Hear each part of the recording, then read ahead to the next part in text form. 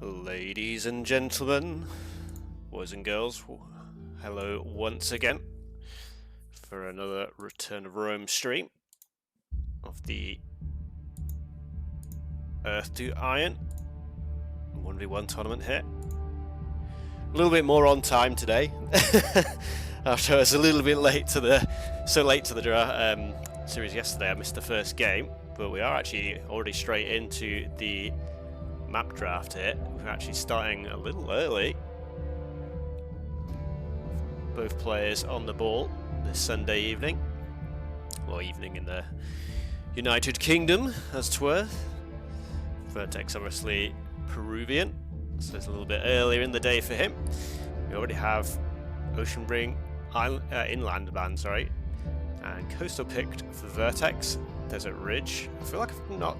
I think maybe I've seen one game on Desert Ridge so far. Continental. So Vertex going for those hybrid maps once again, and we do see Inside Out sneak into the map pool. So yeah, like I said, I think I've seen possibly just the one Desert Ridge game. We've seen plenty of games on Inside Out and Conti and Coastal. Fairly similar maps in the 1v1 setting. Obviously the Coastal can have those generations where the land stretches to the edge of the map. I feel like Coastal usually has a bit more, sometimes it's a lot more defensive on the land, as the wood lines are usually a bit thicker as well, I feel. Ooh, like the app banned by both players. Is this just going to be double Shang? Or is someone going to go for the Minoans straight away? No, it is double Shang. This does leave Minoans open for MiniYeti with how many water maps are in play here, and he does go for that. I feel like Yamata, but who would be the sensible next pick from Vertex? Next, sort of like between them and Phoenicians is like the next best water map civ, and both of those civs are just good on a lot of maps in general as well. Carthaginians is the go-to though, obviously another very strong civ, and Yamato. Assyrians, Hittites claimed very quickly by MiniYeti and Romans. So it's another time where the Phoenicians, okay, I was going to say, seem to be slipping down through the net a little bit, but they do get picked up now by Vertex. So Hittites possibly for that inside map. Macedonians from MiniYeti. Egyptians is still an option as well. And we'll see what the last pick from MiniYeti is here. And it's the Persians, okay. And that does leave the possibility of the Egyptians or Palmyrians as well for Vertex. I don't feel like Vertex has been one of the players that has tried the Palmyrians. I feel like MiniYeti has picked Palmyrians in some of the series. Maybe not feeling as confident with the civ here. We'll see, and it is actually the Palmyrians as the last civ, but obviously that's the 6th one, so potentially we may not see that come into play here. But yeah, again the Assyrians being picked up a little bit well, before I would like, but I guess it's already down to the 4th pick there, so it's usually after sort of the first 3 for each player. You're already getting to the bottom end of the civs again, though. The Phoenicians kind of slipping there. Where did the Assyrians get? Actually, yeah, so Assyrians did get picked before the Phoenicians and the Romans, who I would personally consider better civilizations, but some players do still just like the Assyrians, which is fair enough for them. And Desert Ridge can be a pretty good map for the Persians if you can get quite a lot of that hunt from the middle of the map. There's obviously lots of elephants that spawn on Desert Ridge, though sometimes this map can be quite random in its generation. Sometimes your opponents have like a really easy to wall in map, and that gives the Persians a little bit of a harder time, because obviously mostly just a early game civ, just try to force you out of the game early on with the wicked fast hunting bonus. But yeah, that was MiniYeti's last pick though, so potentially there's a different. But yeah, it's because Desert Ridge was his first map pick, so it'll be interesting to see what civilization he has in mind there. So I said I feel like Hittites would probably be the inside out civ. Again, it could be Assyrians on Desert Ridge, but I'm not really sure. You got obviously Minoans. You've got to think is going to be the Coastal or Conti here. And let me see. So yeah, they're not quite set up the lobby yet, so we're just sorting out the... Yeah, looks like we're just figuring out what is the best server for us to play on. I believe MiniYeti is in Canada, so I imagine it'll be one of the US servers. It's probably the best.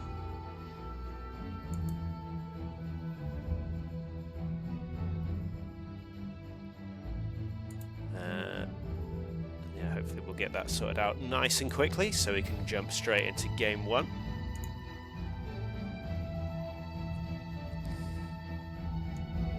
But yep, we have this this match will decide who goes on to the last 4 players. So actually, this is kind of a match to get, if you're in the top 4, that means you're in the money-paying positions here. The loser is out of the tournament. MiniYeti we have as the slightly higher seed, I think it's seed 3 for MiniYeti, and we've got Vertex as seed 5. We did have quite a one-sided series for the games that was played last night. If you haven't watched that series yet, you might want to mute as I'm about to give some spoilers. But yeah, it was a 3-0 pretty convincing victory in all 3 games to unrestricted, and he advanced on against Black Waltz. So he is guaranteed a top 4 position now. And he will go on to play the winner of this match, and that'll the next from this point. Actually, yeah, this is the last game. From this point on, it will be best of 7 series up to the grand final, which is going to be a best of 9. And so, yeah, I've got some high expectations for this series here. Like I said, I feel like MiniYeti is the stronger of the 2 players, but Vertex can usually tussle with the best of them on a good day. And he's had quite a few rounds of the tournament to get his eye in. Well, both players have. MiniYeti obviously dropping down after playing, I think it was Bongo, yeah, it was Bongo, wasn't it? So Bongo knocking him to the lower bracket. And yep, looks like, oh no, that's not the right thing. Why can I see an Age of Empires 2 lobby when I've turned that off? That's a little bit strange. Or is it a scenario thing? It might be a scenario one. Sorry, I get a little bit distracted there by AoE2 Rex. Waiting for the lobby to come up. So, let me just check my Discord, just make sure they're not getting confused. Yep, as per usual, Highland will be our first map. So again, we do have a decent variety of maps. Like I said, Desert Ridge can be a little bit tricky. Sometimes it's more open, sometimes it's much more closed. Continental and Coast, and obviously Inside Out, are a lot more standard in their generation. Inside Out maps, the only real variation is kind of where your berry patches spawn. Sometimes you get those forward berry patches, and that can be a little bit awkward for you. We've seen a couple of games have been won or lost really by the positioning of those berries. And yeah, it looks like we do have the lobby up now. Both players are in, so we should be able to get started pretty quickly. CBA Requiem lobby is interesting.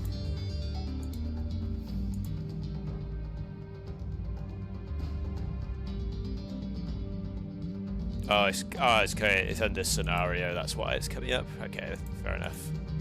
There's a lot of different tabs on AoE2 Rex. It's normally I just turn the AoE2 one off because that usually gets rid of like 99.9% of the lobbies. Because there is an actual individual tab for ROR, but normally I didn't have to untick the one thing. Did you recover, mate? What was I recovering from? Oh, you mean from last night's game? Is that what you mean? I was kind of like, sort of like overreacting a little bit for the sake of the stream. But yeah, it was just because that third game I was kind of like, I didn't even really know what to say about that third game there. Obviously, Jesse is on a much higher level than than his opponent, Spirit there. So yeah, I guess Jesse was just kind of trying to make it a little bit interesting, but it was a good joke for the first sort of 20 minutes. It was when it lasted for another 20 minutes after that it got a little bit drawn out. But okay, back to this series here, and we are into game 1. And I'll remember to turn the stream starting emblem off, and I'll get ourselves in. I've forgotten that I need to actually log into Steam. Let me just, so I can actually connect here. Actually, no, I'll just do it through the main client. Do it the old-fashioned way. For some reason on AoE2 Rex, you have to be logged into Steam now to be able to click the thing to launch the game. And for some reason it's forgotten my Steam information, and I keep forgetting that it's done that. So I haven't actually taken the time to log myself back in again. And yep, launching ourselves in now. I'll mute the music. So here we go, best of 5 series, like I said, between Vertex and MiniYeti, and we'll see if Vertex can hopefully put up a little bit more of a fight than perhaps Black Waltz did yesterday. No, not to be too harsh for them, but like I said, he's a strong player, but the games were fairly one-sided. And actually this... that's... What is that, MiniYeti? What is that?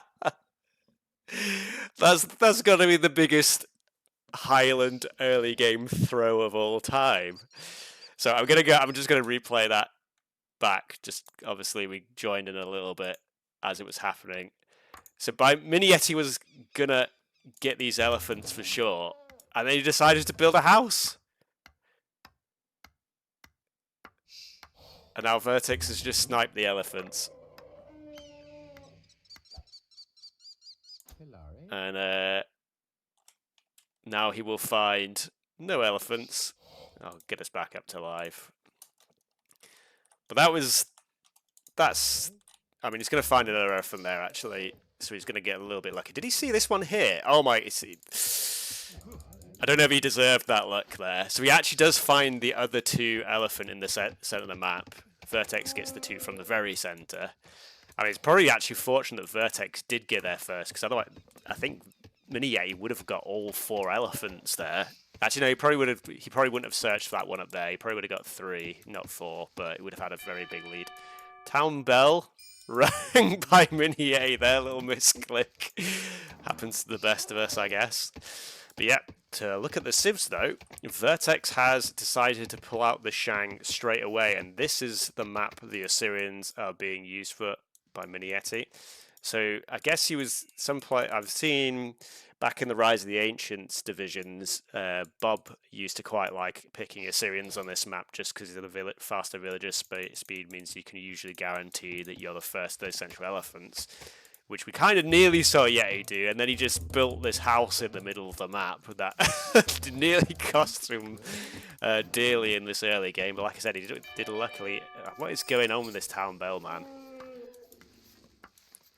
I don't know.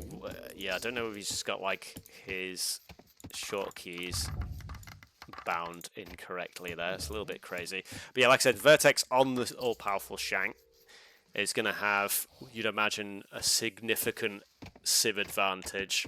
The Shang obviously are I think just widely agreed on as the best civilization in the game. All right, Fire. Yeah, that's probably a good tip, to be fair, Fire. But yeah, well, yeah, that's the thing. It's like if you accidentally ring the town bell, sometimes it can just like, well, the best thing you can do is just ring it again to send the villagers back. But then if you like mess up your orders and stuff, villagers can end up going idle or all, like, yeah, messing it all up completely.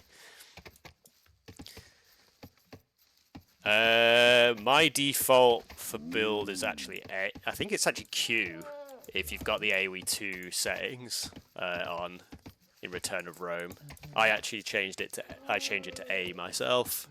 So A is economy building and S is military building, because then if you press AA, that just gets to farm straight away. So I like to have A as build, and then S, if you press SS, that's wall. So I like that for quick walling.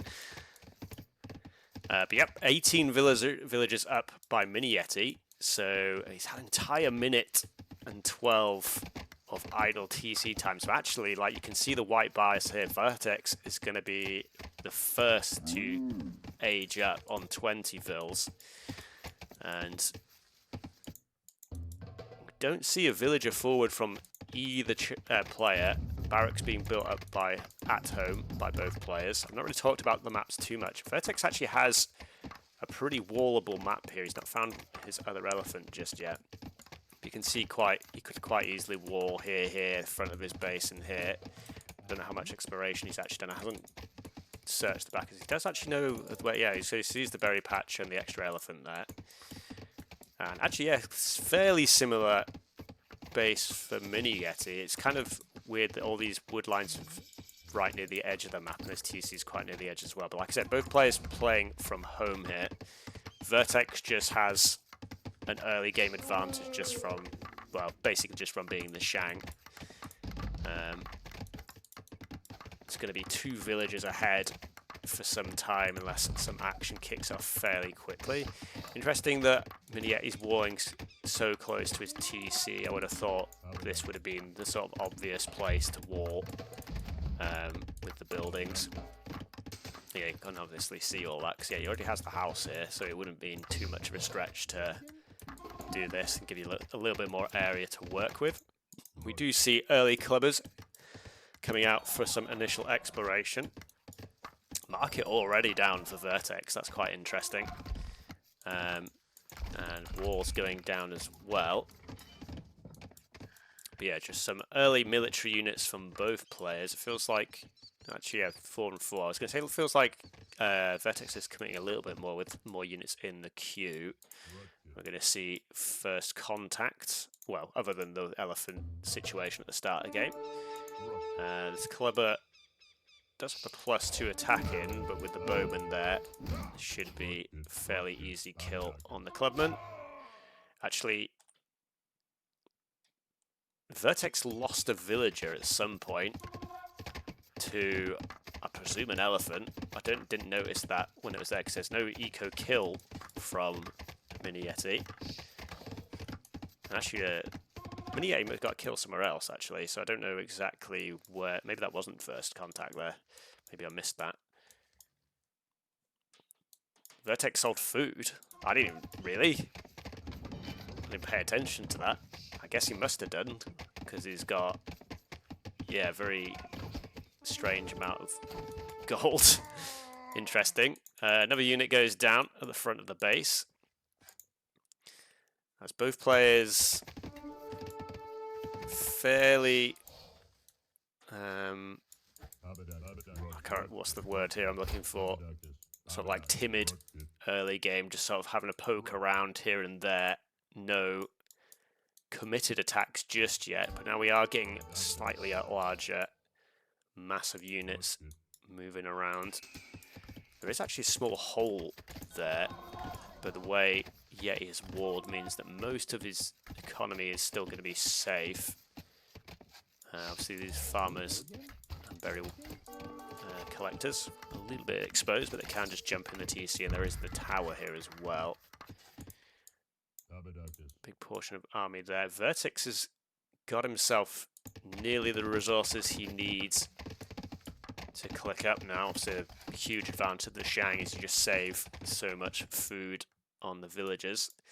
And Vertex already about 5.5-ish villagers ahead. And archers at the front now are knocking on the door. Or I think all the slingers are forward here in this group here. There's one more somewhere else. This village is possibly going to go down. Actually, no, I think it's going to be able to jump in the TC there. That's the other slinger there. Vertex needs to be a little bit careful. These are Assyrian bowmen, so they got some serious DPS. House does get broken through. Vertex has clicked up to Bronze Age now. And storage pit going up on the gold outside. Obviously, this is his home gold there at the front, a little bit exposed. But yeah, the woodline's going to be forced to run away here. Vertex is maybe going to lose all the berry workers. A little bit sloppy from Vertex here. 2 villagers go down. That's 4 villagers in total that have been taken out. 4 are hidden. Needlework wasn't in. You can see that's needlework being queued up behind the Bronze Age tech there. And do we even have a stable down for Vertex, which I assume would be what he wants to try and get some cavalry in. Oh, sorry, he does have a stable in the middle of his base there. 1 scout, not really going to be enough, but yeah, at least pulled the Tool Age army back now. It's come all the way back from the forward position. Yeah, still plenty of eco idle. MiniYeti has caught up with villagers now, but obviously Vertex is in the Bronze Age. 1 cavalry in the queue. I think he still just has the single stable for the time being. Working just coming in now as well. Probably soon. Well, actually, I don't have the food, excuse me. Do much there really. Scout might want to get involved here. Does have that extra bonus damage against the bows. But this army here is kind of just running distraction for the time being. It's already kind of trapped in Vertex's base, so we should be able to fairly easily take this out. Meanwhile, MiniYeti sat on over 1,000 wood. So, storage pit deleted there. Is he just going to rebuild the pit? Granary going up, and I guess, yeah, well, yeah, like I said, he's not giving himself much space there. So farm's going to go up around this as soon as Yeti pays attention. Looks like he is focusing his attention at the front a little bit. This blob of bowmen. But yeah, all these should get taken down by the cavalry. Let the cavalry free! Let it free! Get the slinger out of the queue, out of the group, not the queue. Villagers that were on stone forced to run. They're going off to the berries here. He actually know that he doesn't actually see the berry patch. So Vertex needs to be careful he doesn't lead his opponent there. But yeah, bows, like I said, getting some damage in, but kind of they're not really longed for this world at this point. Yeah, Vertex, like I said, a little bit sloppy on the defense there. I think it would have been wiser to just pull the units back as he clicked the Bronze Age, just because that was the only thing that could have gone wrong there, is if those bowmen did just take out his whole eco as the Bronze Age was coming in. The Bronze Age is going to be in for Yeti soon. And how many archery ranges? 4 archery ranges is what we're on for the time being. Vertex kind of only just really now getting himself solidly set up in the Bronze Age, because he just had all that madness going on in his base. Some extra TCs have gone down. He's onto the gold as well. And he started actually adding in Chariot Archer. Obviously, the Assyrian Chariot Archer is going to be much stronger than the Shang ones. And Vertex, I think, is probably going to need to try and get some sort of aggressive push up before those Assyrian Chariot numbers can build up in mass too much. Obviously, in a very solid position right now. You can see, just in terms of the eco, he's moving way ahead.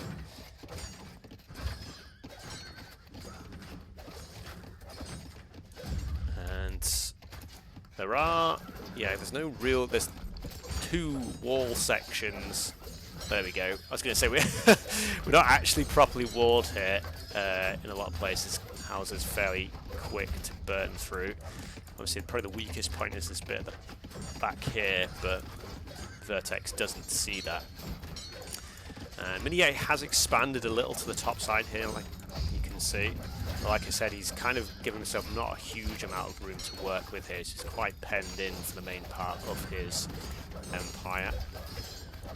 Units slowly working their way through. It'd be interesting to see if a villager for a forward siege workshop maybe comes down from Vertex. I don't see a villager. I think it's just, yeah, the slow trickle of cavalry still coming forward here.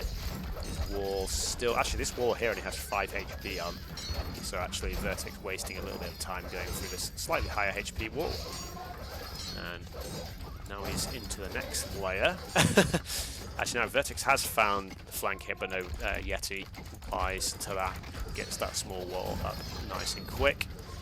Just still spying if a Siege Workshop does come down from Vertex anytime soon. You can see now it's massively far ahead on the eco, but the Chariot Archer numbers are building up. There's only +2 armor still, so this cavalry can be fairly threatening. Don't know if, yeah, it's not +4 attack, that said. So these cavalry not at their optimal damage output themselves. And so the sort of more economy approach from Vertex is obviously a good plan in the long term. But if these Assyrian Chariot Archer numbers do get too high, Vertex needs to be very careful. Just delete this Slinger Man. There we go. Get rid of him. One of, as you know, it's one of my biggest pet peeves when people like tie together slow units with fast units. It just really gets under my skin, that. But yeah, going to be a decent push from Yeti here. And towers coming up for Vertex, which they can be a good way to sort of dissuade the chariots from coming through, but if you have enough chariots you can just run straight underneath towers. You can need like a combination of towers and walls, really. We're going to have a bit of an engage here. Like I said, some of the Bronze Age techs are still missing, and yeah, I think Vertex is missing nobility, doesn't have that either yet. Assyrians don't get nobility themselves, that's one of their other weaknesses in the Bronze Age. Have that tech available, but the Chariot Archer's diving forward under the TC now. I think, yeah, you can see a decent fight here. A few villages may go down, but yeah, you're going to try. Deletes the barracks actually, because Vertex just try and get more of a wraparound on the units. This does give the Chariot Archers full access to his base now, but villagers going with quick houses to wall in. I don't think Vertex has enough cavalry to deal with the mass of units here. Most are working just about to come in, more reinforcements coming forward, and Vertex not on gold at the moment. Can't keep the pump going. Could have added maybe some more chariots into this. MiniYeti's bursting through now, and Catapult Stonethrower is going to get a good solid hit though. Needs another one to actually take out some more units, and there we go. MiniYeti caught, kind of not really paying attention there.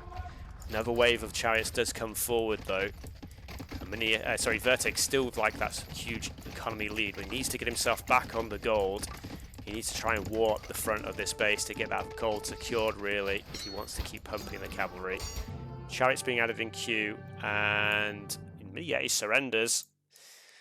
And I guess he probably just assumes that attack, once it got dealt with, that he wasn't going to be able to take out his opponent there. So actually that's a pretty quick tap out there from MiniYeti. It might have just been the score, and he might have just seen that his opponent was on that many TCs. I don't know how much of the base he saw. Yeah, you can see how there's the 4 TCs there. He probably realizes he's very far behind on eco. And those stone throwers, I think, just about saved the day for Vertex, because that, for a brief moment there, it did look like these Assyrian Chariot Archers could have wreaked complete havoc in the base. But yeah, like I said, the stone throwers coming to the rescue a little bit further forward. Managed to plant a good couple of hits. MiniYeti, I guess, must have just got distracted for the slight moment. You can just see the amount of damage that was done by these couple of hits there. And Vertex was able to clear up after that. So yeah, Stone Thrower is just about saving the day, like I said. Like I said, Vertex was in a very solid position, but if all this farm economy here got taken out, then it would have been interesting to see how the game would have panned out from that point. But yeah, you can see actually here Vertex town centres everywhere on the map at this point. And I mean, it was always going to be an uphill struggle as the Shang. I feel like MiniYeti probably could have just maybe had a better civ than the Assyrians in his draft, but it is what it is. But he's used the Assyrians against the enemy Shang. He has the Shang still in his pocket himself. So yeah, we'll go quickly back to the draft now, just to have a look where we're at. So yeah, Assyrians, okay, in my memory I was thinking it was 3rd pick, it was actually 4th pick, although these were picked at the same time. So Assyrians do lose, but it is up against the Shang, like I said. So MiniYeti does have his Shang left over, but Vertex taking the first game of the series. So we'll see if he can continue that, or if MiniYeti will be able to fight back.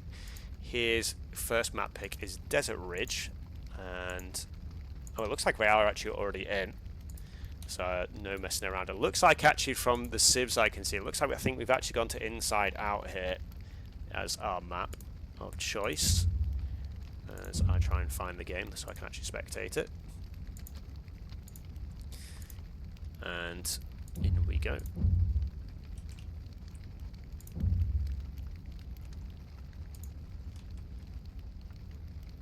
We do have a small spectator delay actually, but the civilizations chosen are the Hittites and the Romans, and these are very common civs for Inside Out, as I said, so it is Inside Out, there we go.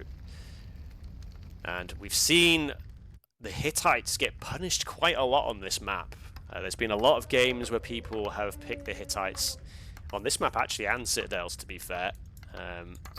Yeah, the Hittite players have been punished quite a lot in the early game before they can get to that Bronze Age.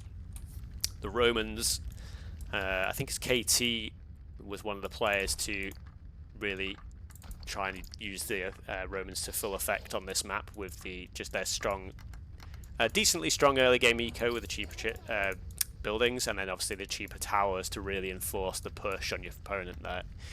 But a few other players have been employing that strategy as well, and I think for the most part it's actually been very successful. Yet he will undergo Permatool Nightmare. You do still have to be very clinical with the push, just because of how strong the Hittites are. If they do get to the Bronze Age and they have any sort of decent setup to get those units out in the field, they almost instantly can deal with the aggressive push. But again, Romans are one of the best civs for the sort of, like I said, tower push and just towering into your opponent's base. It makes it, that push can be very difficult for civs that don't have the slinger to deal with.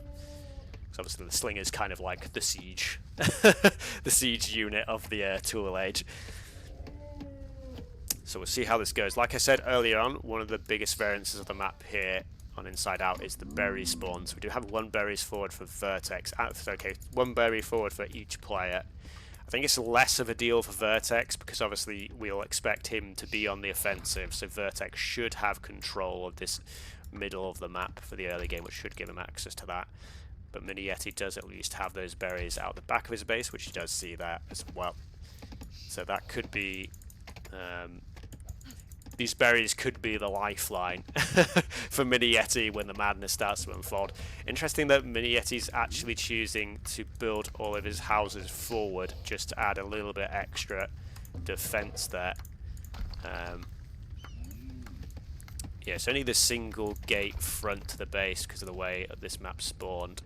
Sometimes, yeah, you can see Vertex has the 2 gates, and the gates are usually the easiest way to break in.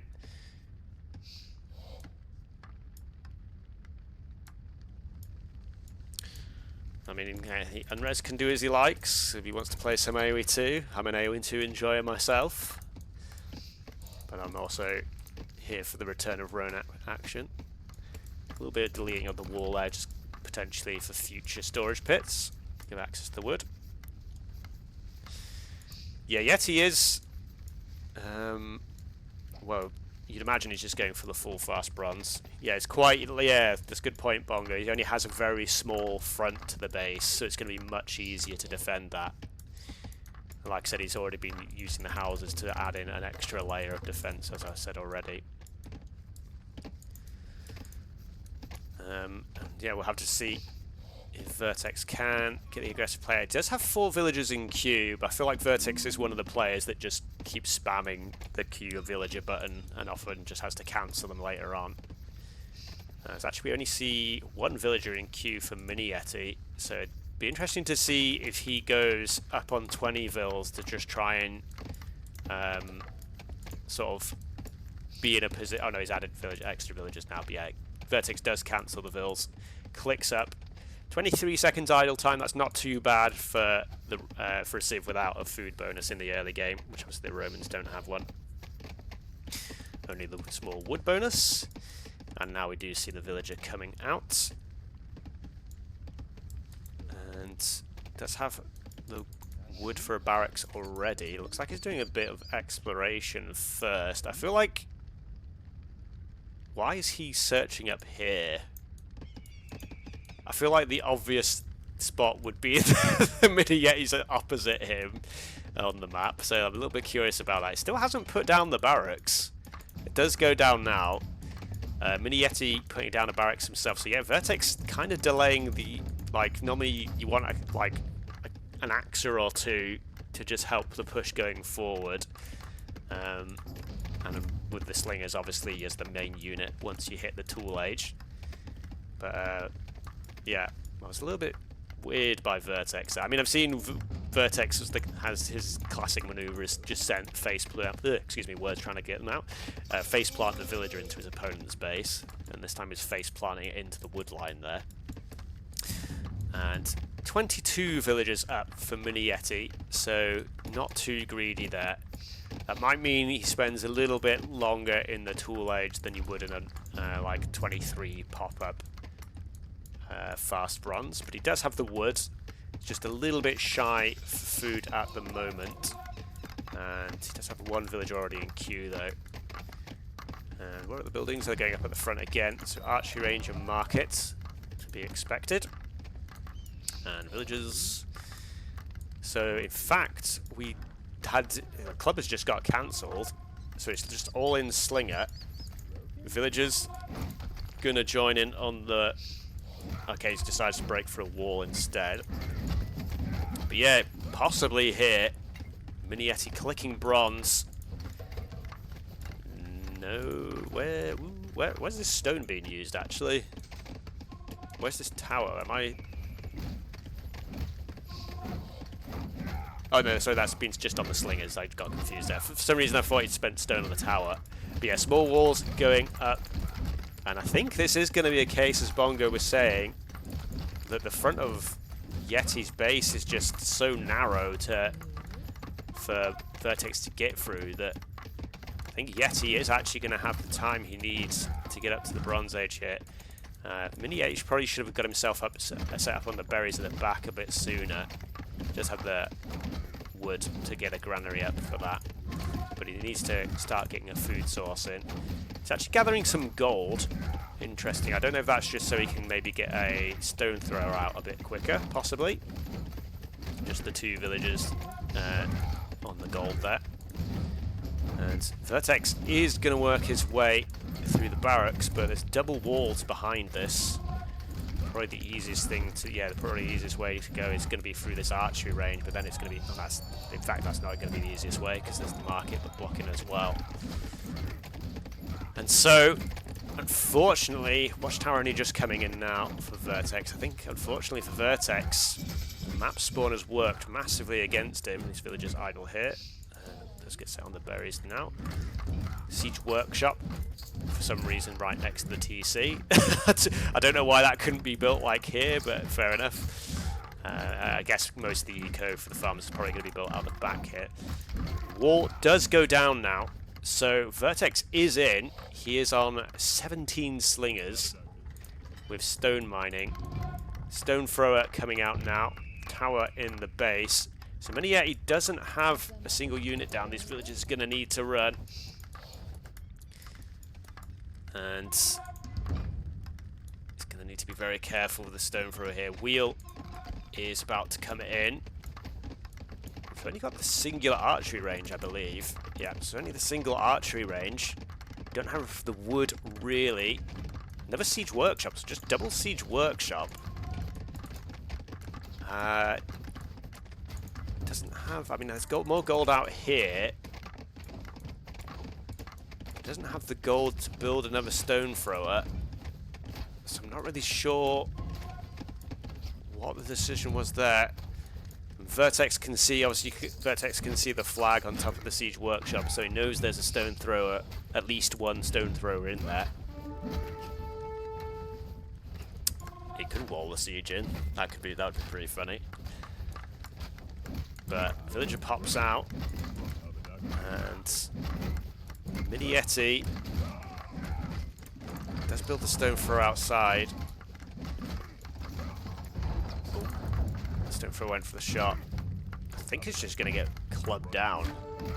That's kind of a depressing way to go for the stone thrower. It did actually get 3 kills in there, so it must have killed maybe a few slingers. Villager maybe was being pulled to repair the stone thrower. I don't know exactly what was meant to be going on there. Some re-walling going on as the slingers. I missed a bit of the action there. I'm going to just do a quick rewind. Yeah, we have the slingers here going to splat after they work their way through the gate. And yeah, villagers burning down. I think MiniYeti did a little bit lucky to not kill his own villagers there. So yeah, stone thrower. 2 stone throwers in play now for MiniYeti. Still only, I think he's still only on that singular archery range. Actually, oh yeah, it's there. Okay, archery range is out of the back now, and some chariot archers are being built. Vertex is way ahead on villager count, but obviously still in tool age for the time being. Is nearly does nearly have the food he needs to get to the Bronze Age. Now villagers coming forward. I guess trying to bone down. Well, he has the wheel in, so these villagers can close the gap down. It's a little bit sketch though. Farms going up. First chariot archer hits the field. And Bronze Age is clicked for Vertex now. And TC under a lot of pressure. Villagers coming out to try and defend the stone throwers here. It's a little bit of a desperate defense from MiniYeti, but he does need to try and hold the position. Whoa. And it's just a little bit clumsy. Yeah, meanwhile, Vertex still going up. MiniYeti kind of needs to get that village production. He does have a couple of villages in the queue, so we'll be able to try and make up the difference. Only 2 actual villager kills, but quite a lot of idle TC time from MiniYeti. And now the stone throwers should clear out his base. Stable being snuck in the corner there. A large line of sight from the stone throwers. Don't spot that just yet. Vertex is on gold, so I expect, in cavalry armor being researched, I expect it will just be cavalry from Vertex as the option. Well, we've got the stable right there, so it's not really a big, it's not really a huge prediction there, but okay, so MiniYeti does spot the stable now. Can he delete the stable before the cavalry gets built? I don't think so. But yeah, MiniYeti is wise to this, and chariot archer production is go. Well, actually, the stable does get taken down. Well, I didn't expect that. And so, I don't know if I like this. Obviously, Romans do get the faster attacking sword line, but broadsword into Hittite chariot archers. I mean, obviously at this point, Vertex, his power window against the Hittites is passed. He does have 8 villagers to his name. But yeah, it's going to be difficult. The Romans, their big weakness in the Bronze Age is they just don't have any good ranged units, which is the main way you try to deal with opponents' CAs. Either with your own CA or compies can be a decent option. Otherwise, you just have to completely outmass with cavalry. But yeah, it's going to be the commitment to the broadswordsman.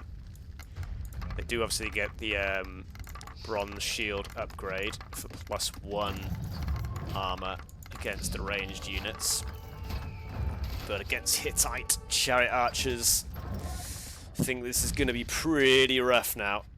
I mean, if MiniYeti takes an engage like this, it won't be rough. Need to be a little bit more careful with his units than that. But yeah, stone throwers, I presume... Where are the stone throwers? Okay, they're sort of trying to come forward here. But yeah, a few broadswords poking around. Like I said, Vertex does still have the eco advantage for the time being. And MiniYeti does need to be careful with his units. I think MiniYeti just needs, yeah, like I said, I think that sort of cursory look around, he needs to basically just push from his base and push out. Because the bigger the mass of the CA, just the more difficult it is for Vertex. He is on 2 TCs. Should be able to expand that lead still. There's one guy chilling, it's just a slinger there. But yeah, just needs to bring in the stone throwers to clear out the towers, and then MiniYeti can start pushing after that. 17 broadswords in play, but we do already have 12 chariot archers. Yeah, I'm a little bit skeptical about the broadswords myself. I mean, I think Vertex's best bet here is just to try and hold and get himself up to the Iron Age if he can.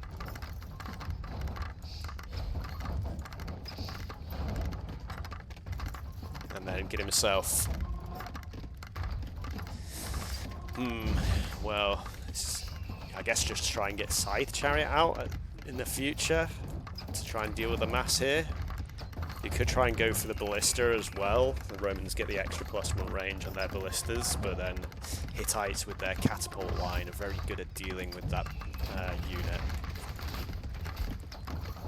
So it's going to be a little bit difficult here, I think, for Vertex, unless he can just somehow get an absolutely huge trade.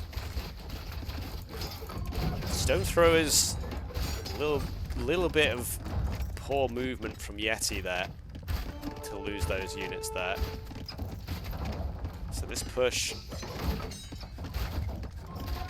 gonna come through now for Vertex, but I don't really know why Yeti's like maneuvering the units around so much. He just needs to let the units fire. Obviously stone throwers in the back, but like I don't think it should even really be a bad position. Yeah, MiniYeti's trying to range the stone thrower. I think it just needs to try and work down the number of broadswords here. I feel like MiniYeti is maybe feeling a little bit more pressured than he needs to be. Because like, if Vertex pushes in, like you can see now, all his units are just completely exposed. So this, even though he's broken through the gate here, this feels a little bit false to me. Stone thrower shot going wide, and yeah, it's going to be another clumsy positioning by MiniYeti with his stone throwers. So yeah, resources are being wasted here. Good dodge at the last second on stone thrower. Okay, just takes that one on the chin though. MiniYeti not with the absolute best micro here, but again is just going to fairly easily win the fight. Tower's going to get denied. Another stone thrower in queue. So Yeti just needs to be more careful with his stone thrower use here. Vertex is committing to the flood of broadswords, but he just doesn't have the economy to like just force this home. 21 chariot archers to the only 10 broadswords. And again, MiniYeti just taking way too many hits with the chariots. The stone thrower does go down at least. And these broadswords again just going to get deterred. We can just kill this tower here, Yeti. Okay. Sends it a bit further forward. We do have some broadswords on the flank here, but again, I don't think too much is going to be done. And all this time, Vertex is still only 12 villages ahead, which he has had that eco lead for a while, but he was on 3 TCs way sooner. I think, yeah, just another couple of stone throwers are probably needed just to force back the towers here. Chariot Archer mass up to 25 now. MiniYeti's kind of stopped production. He's mostly creating villages now. Does take a small hit from the stone throwers. And, I feel like opening up the position again kind of just favors MiniYeti here, in a way, just because he has the more maneuverable unit, and it would give him more access to the stone throwers.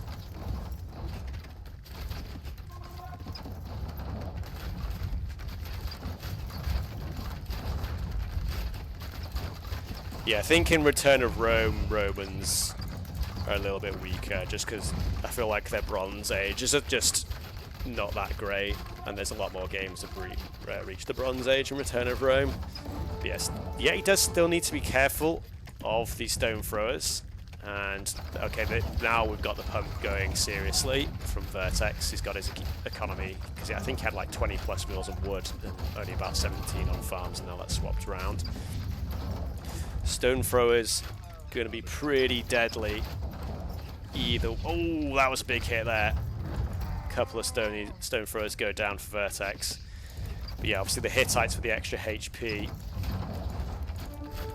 should, in theory, be able to easily win the trades in the long run. And Yeti pulling back the units. Stone thrower may get caught out again here. And Yeti's actually housed here. Does take a big hit from the stone thrower again. A few units going down. And again, Yeti just feels like his movement of his military hasn't been the cleanest here. And Vertex just going with mob tactics, just send the units forward. We don't have any nobility on these chariots either, which that would help a lot against the catapult hits, which means that if you do take that hit, you'll be able to absorb. GG's called by Yeti. I feel like Yeti probably could have won this game. I feel like I don't know. Yeah, am I completely wrong? I guess like Vertex did have control of the middle of the map, but I feel like Yeti had the army he needed, and like I said, he just kept losing stone throwers, and Vertex just applying the pressure. Obviously, MiniYeti had been dealing with that pressure all game, and yeah, with the slingers coming through as soon as he hit Bronze Age, I feel like Yeti was in a pretty decent position. Like you can see, his score is only a 300 behind. He still has 21 chariot archers. Maybe he just thinks his opponent just has too strong of an economy at this point. But yeah, like MiniYeti lost a lot of stone throwers in those trades, and obviously that's why is my T button? There we go. Like he just kept getting stone for like here at the front. Stone throwers were just like he just let them die, just blocked them. Lost the 2 here for free, basically. And yeah, like I said, not the best unit control, I feel. And he was in a much better position than I think he gave himself credit for. Again, it's always easy for me to say that when I can see the whole map. But I feel like Yeti really wasn't that far behind in this game. He's, like I said, 21 Hittite chariot archers. Can easily deal with this in open play. Obviously the towers make this a little bit more tricky. I think it was just the case that Vertex was just applying the pressure for so long that MiniYeti just kind of mentally floundering a little bit there, falling away.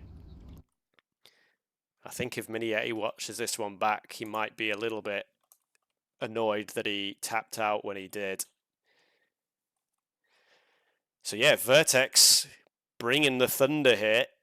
The Romans do it again on inside out.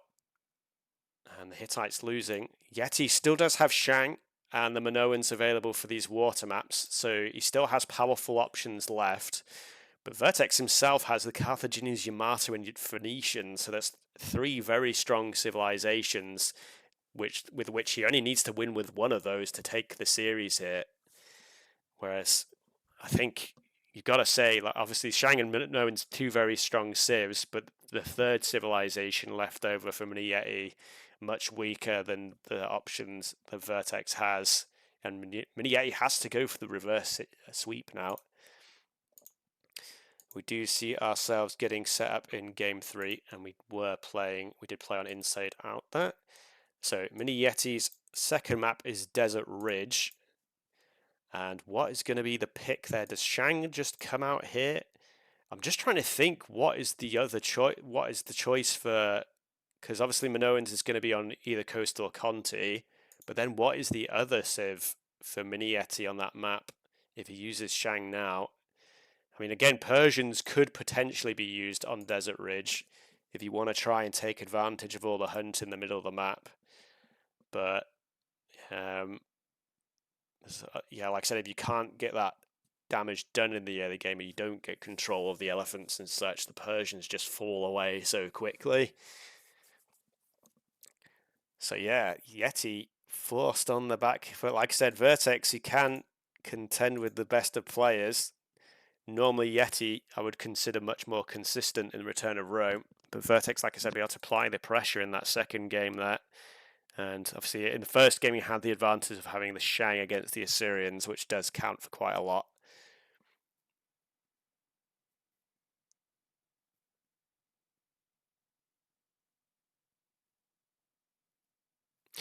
But yeah, here we go. And yep, we're into game 3 now. And it looks like we have gone to one of the water maps. Again, I can't quite, it doesn't let me see when they do the custom map pick. You have to like pick the specific map. Let me just find the game.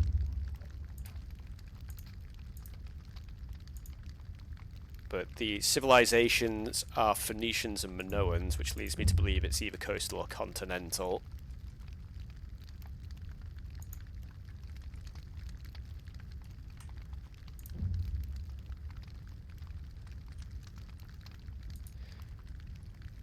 So we go.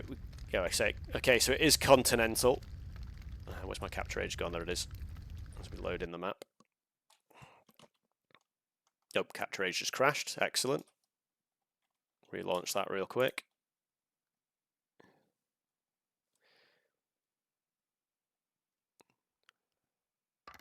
I feel like there's like a specific moment that if I alt tab for capture age, it just crashes. It's happened a couple of times recently. But yeah, here we are on Continental for game 3. Vertex at match point here.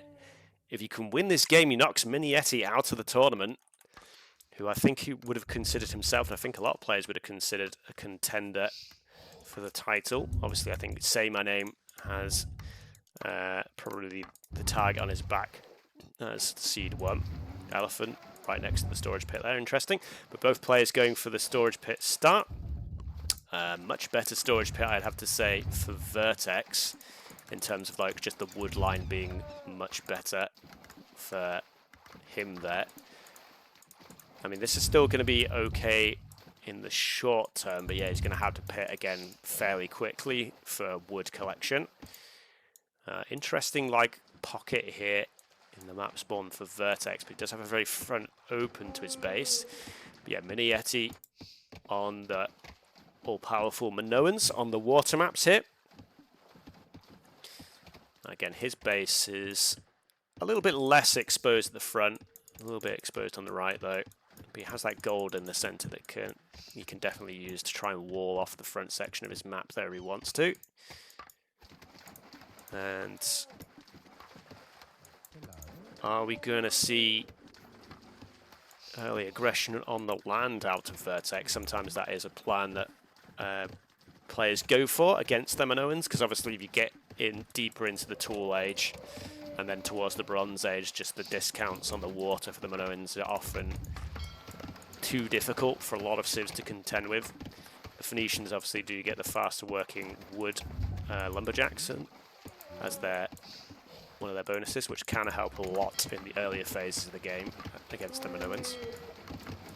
But like I've said many times before, the Minoans bonus just scaling larger and larger into the later phases of the game makes it so it gets more and more difficult to contend with the potential number of both fishing boats / ships and the scout ship line. Or, well, I guess war galley by the time you get to the Bronze Age. But both players Actually, for some reason I was going to say going for the water, but then I was like, wait, Vertex hasn't built a dock yet. So my brain sort of like momentarily froze for a second. Yeah, but like I said, Yeti has committed to the water and he is adding in fishing boats. And this will delay the tool time a little bit. And it looks like Vertex is just committing to the land for now. Villager already coming forward. No dock out to delay the uptime. 17 villagers, 19 seconds idle TC, not the worst. He's going to find the artifact there as well for a little bit of exploration, but he is going directly for his opponent's base. Although actually no, he's a little bit offline. Hopefully he doesn't miss it, but the villagers going to meet up with each other here. And Vertex notices straight away, actually. I feel like Vertex shouldn't have done this. I feel like Vertex should, because like MiniYeti obviously didn't notice the villager. So Vertex could have just gone straight past. He's going to somehow win the trade there. I guess he just about first in. I feel like Vertex could have just carried on, put down the barracks, and MiniYeti would have been none the wiser there. So it was definitely Vertex that noticed instantly, and MiniYeti didn't notice at all until he was getting, well, maybe not notice. He did notice eventually, but he didn't notice straight away. That does delay the barracks going up. 19 vil uptime, 38 second idle TC time. And actually MiniYeti had stopped villager production for some time, so it isn't going to be too far behind on the tool time. Though his economy is going to be a little bit anemic because of that. Though with the fishing boats out in play, does have a small advantage there.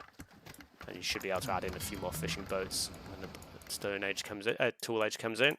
But yeah, I feel like, again, I feel like that was a little bit of a mistake by Vertex there. I guess maybe he gave MiniYeti the credit, the benefit of the doubt that he may have seen the forward village himself, but I feel like MiniYeti didn't see that there. Second barracks a little bit off. Obviously, he didn't quite know where his opponent's base was, and does see it now. It looks like the artifact did see that. So clubmen are in, soon to be axes, needleworking as well, coming in. And MiniYeti's in the position where he hasn't built the granary, which does often happen. So he doesn't have, because he had a storage pit start, meant he didn't build the granary. He doesn't have access to small wall or watchtower for the time being.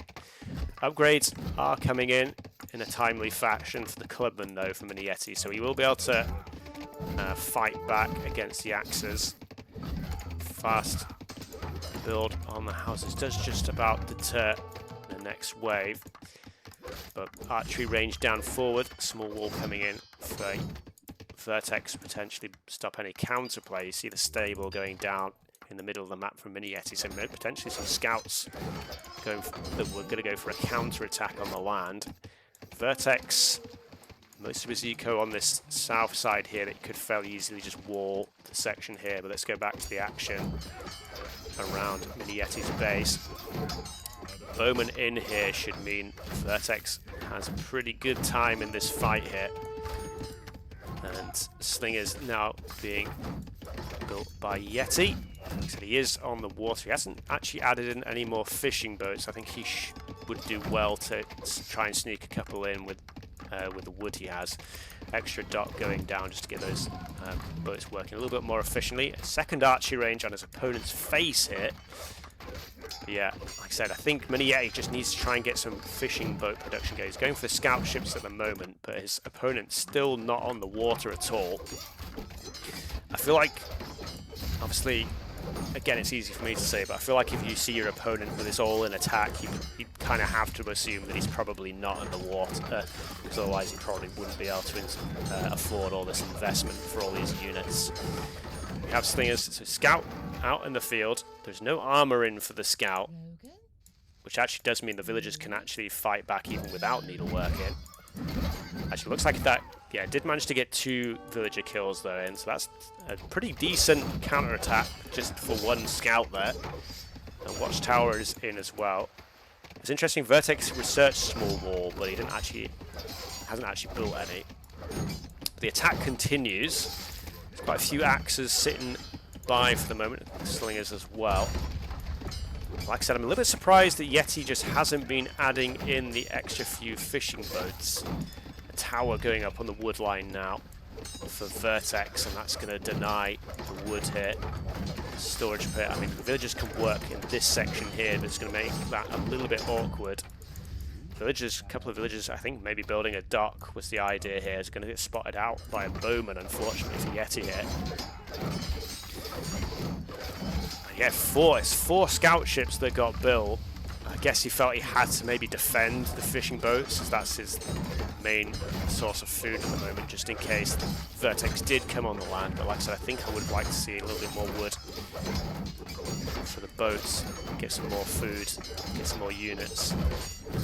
And the villagers are running now. I guess he saw, maybe, I don't know if he even saw the base of the tower or not. New storage pit is going up though. And I think, yeah, MiniYeti still doesn't have a granary, so he still can't wall himself in. Another couple of scouts have been built. A third one coming in as well. Vertex is still exposed at home. He does have a singular Axa in defense there. Interestingly, tool working is not in. Some of these units are actually going to get caught out by the scout ships. I think, yeah, so now Vertex now has committed to the water. Now the tool age has lasted long enough. And a little bit of mistake here by Vertex trying to move in against those scout ships again. So these scout ships are going to be the watchtowers of the sea, I guess. They're going to hold the position for the villagers. Have another bit of engage. I think Vertex just had his units on aggressive stance there and they kind of just went in by themselves. Scouts are in again though. And needlework is in on the villagers, but it looks like Vertex is not paying attention here. Axa may be able to clear this one scout up, not after it takes a kill though. Vertex does notice now, but quite, well, not lots of damage, but some damage done back in return from MiniYeti at least. Finally added in a couple more fishing boats, but he is still behind on eco. Vertex himself quite pinched for resources now that he's tried to transition onto the water. And still very back and forth a game. KD is in the favour of MiniYeti, just about. But again, the eco numbers have been slightly in favour of Vertex for most of this tool age. Extra fishing boats are equaling that up again. Tower being very annoying. Scout ships are again going to be able to clear up some of the land units. Army in on the villagers again though, as a new TLC actually got built on the shoreline here. Army, I'm presuming he does have stone. No, there isn't stone mining in actually. Don't actually, maybe he doesn't even have the market. That said, yeah, there's no market, no granary from MiniYeti. And this is another game where it's just been kind of awkward and granaries gone up. You can't actually gather fish to a granary, but I think this is just so you can get the research in. I assume small wall once he has the resources available. But yeah, fishing boats have finally been added now, but this has given Vertex the time he needs to get a force built up on the water here. And 14 villagers are just going to be forced idle on the TC. Counter-attack coming out again from the scouts. Yeah, he pulls in the army now. I'm not really sure why he pulled that army back. I feel like he should have kept this army here to defend the position. And here come the scout ships now. And could this be game? Scout ships for MiniYeti as well. He's going to have to get a lot of hits in. It's outnumbered on the water here. And if the scout ships go down, I think that means the fishing boats do as well. And I think that's it. I think this may be the GG. And yeah, wow. Incredible series from Vertex there. 3-0. I did not expect this. Like I said, I feel like, where has this Vertex been this whole tournament? Like I said, there were some little clumsy moves in the early game on a few of the maps from Vertex. But 3-0 against MiniYeti, and he's showing to the crowd that he can do it. when he's on his form. Like I said, I think MiniYeti's probably, if like I said, if he watches these series back, I think he'll be kicking himself a little bit for that Inside Out match. You made me Max. You had to prove me wrong. Oh, did you mean mad? Is that what you meant?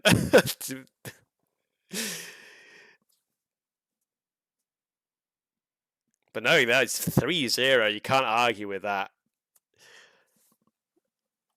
Well, I mean, you proved us wrong here. Vertex is going to go on up against Unrestricted in the next round. Like I said, MiniYeti going for the Assyrians on that first map. Like I said, some players do try and put a throwaway Civ on Highland to try and bait out the strong Civs. But that does mean that it does, like, you put yourself at a disadvantage, and there's a good chance against good players like Vertex that you're going to lose the map there. And that put Yeti on the back foot. And then, like I said, on Inside Out, I feel like, obviously, Vertex did a very good job of putting the pressure on. But, like, Yeti had a decent map to try and hold the position. And he did, like I said, he resigned the game on over 20 Chariot Archers and was just feeling the pressure there.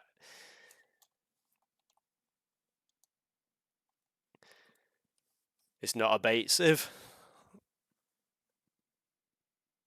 I feel like it is against when you're trying to pull out things like the Shang.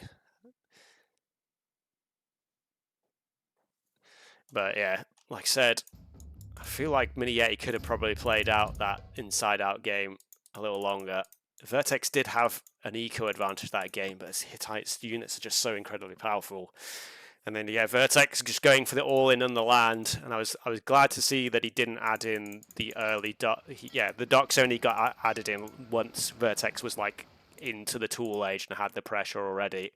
Because I've seen people go up against the Minoans and they play as the Phoenicians and they put the dock down. They try and play the same game as the Minoans do, and then eventually just get outscaled. I'll show you the bracket in a minute, Vertex, because we're getting to the tight end of the tournament now. So yeah, MiniYeti out of the tournament. So yeah, I guess we'll just go and do that now. Vertex advances on to the top 4. I think the pit there was fine where you put the pit that time. My only diss of your storage pits is when you put the storage pit on when it's like nowhere near wood. Oh, do you want to go back? My second pit. I can't remember that one actually. Let me go back. Which one was your second pit? Oh. I hadn't even noticed that one. Yeah, well, these are the pits that do make me mad. Because like this pit should be a dock. Yeah, I hadn't actually, because I was focusing on the forward action here, so I actually didn't see this pit. Yeah, I mean, to be fair, I've seen you actually in more recent series in this position. You have built docks from the start of the game now, so I feel like you have actually learned your lesson. So yeah, I do actually believe you though in this when you say you do know that should have been a dock here. Yeah, I guess in terms of like you've got a longer face, I guess is what you mean. But I think it's still worth having the dock just because then you have the dock for like actual unit production later on in the game. So I don't think it's like you save the 20 wood and then you have a little bit inefficient food gathering, but it's not like that bad. Like, yeah. But yeah, like I said, Vertex knows what he's doing now. Maybe the meme is dead. Storage pit on water.